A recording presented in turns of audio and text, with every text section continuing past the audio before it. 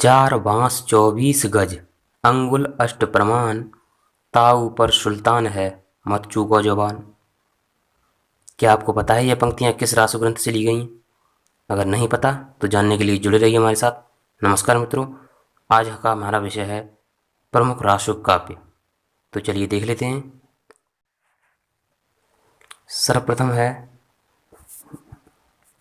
बीशल देव रासो, जिसके रचनाकार हैं नृपतनाथ। आगे है रासो काव्य पृथ्वीराज रासो। पृथ्वीराज रासो के विषय में तो सभी लोग जानते होंगे।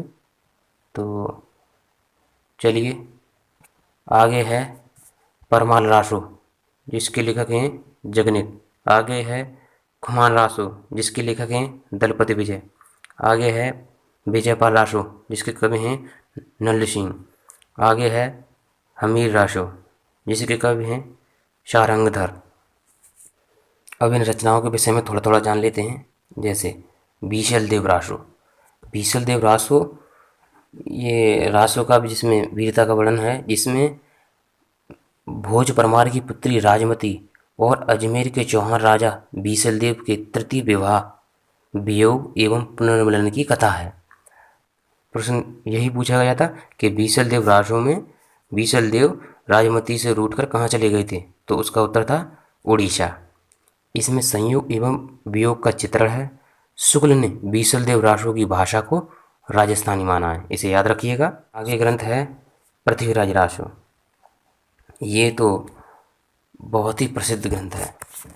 पृथ्वीराज रासो, शुक्ल ने पृथ्वीराज रासो को हिंदी का प्रथम महाकाव्य माना है। आप लोगों ने पढ़ा ही होगा कि हिंदी का प्रथम महाकाव्य पृथ्वीराज रासो है, लेकिन आप इसे याद रखिएगा, हिंदी का प्रथम महाकाव्य पृथ्वीराज रासो है। लेकिन इसे कहा किसने है? तो वो कहा है शुक्ल जी ने। आचार्य रामचंद्र शुक्ल जी ने हिंदी का प्रथम महाकाव्य पृथ्वीराज रासो को माना है, लेकिन शुक्ल जी ने इसे अप्रमाणित रचना स्वीकार किया है। हिंदी का प्रथम महाकाव्य तो माना है, लेकिन इसे अप्रमाणित मानते हैं, अप्रामाणिक मानते हैं। वो चार बांस 24 गज, अंगुल अष्ट प्रमाण, ताऊ पर सुल्तान है, मच्चू को जवान। वो इसी की पंक्तियां हैं और ये प्रसिद्ध पंक्तियां हैं, पूछी जाती हैं और आपको आनी चाहिए। तथा इसके विषय में एक और प्रश्न बनता है, हिंदी साहित्य के इतिहास में सर्वाधिक विवादित अगर कोई रचना है तो वो यही है पृथ्वीराज रासो। हिंदी साहित्य में अगर आदिकाल में सबसे ज़्यादा विवादित रचना है तो वो यही है पृथ्वीराज रासो। परमार रासो के रचयिता जगनिक थे। जगनिक महोबा के राजा परमार देव के आश्रित थे। परमार रासो में आला और ऊदल दो क्षत्रियों की वीरता की कहानी है। आप लोगों ने सुना होगा, आला और ऊदल दो वीर थे, उनकी लड़ाइयों का वर्णन वो इसी ग्रंथ परमार रासो में मिलती है, याद रखिएगा। परमार रासो में ही वो मिलती है। आला ऊदल क्षत्रियों का वीरता का वर्णन है। और इसके विषय में एक और बात है जो याद रखिएगा, उत्तर प्रदेश में इसे आला या आलाखंड के नाम से जाना जाता है। तथा यहाँ से एक प्रश्न और बनता है, आलाखंड नाम से परमार रासो का सर्वप्रथम प्रकाशन किसने कराया? तो वो थे चार्ल्स इलियट। चार्ल्स इलियट ने सर्वप्रथम परमार रासो का प्रकाशन आलाखंड नाम से कराया और हजारी प्रसाद द्विवेदी, रामचंद्र शुक्ल जी ने इसे अर्थ प्रमाणित स्वीकार किया है। आगे ग्रंथ है हमारा खुमान रासो। खुमान रासो, जिसके रचनाकार हैं दलपति विजय। खुमान रासो के दलपति विजय। और इस खुमान रासो में शुक्ल के अनुसार यह रचना 9वीं शताब्दी की है। आचार्य शुक्ल ने खुमान रासो को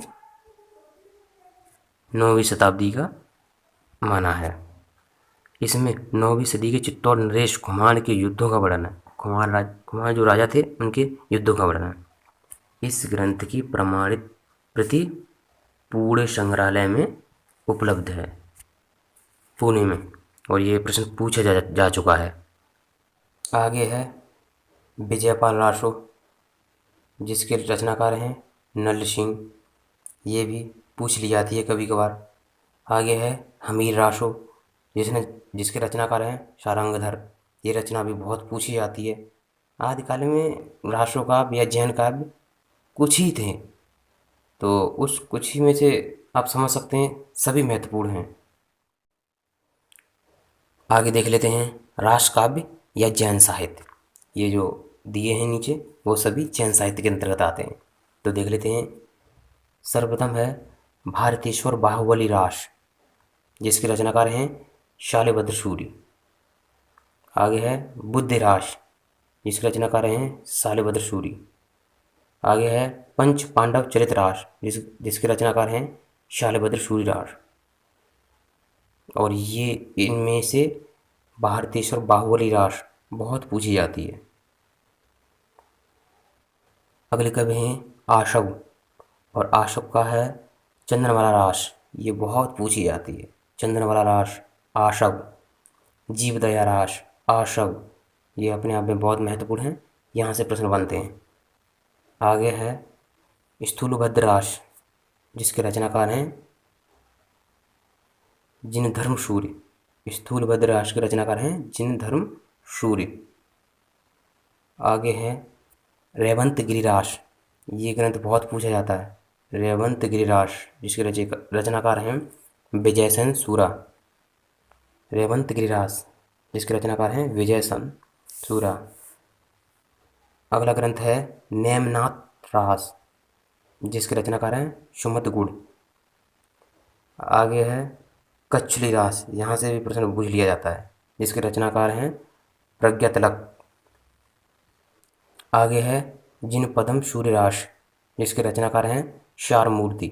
ये पूछ लिया जाता है कभी कभार। आगे है ग्रंथ गौतम स्वामी रास, जिसके रचनाकार हैं उदयवंत। तो ये आज हमने कुछ महत्वपूर्ण रास या रासों का देखे।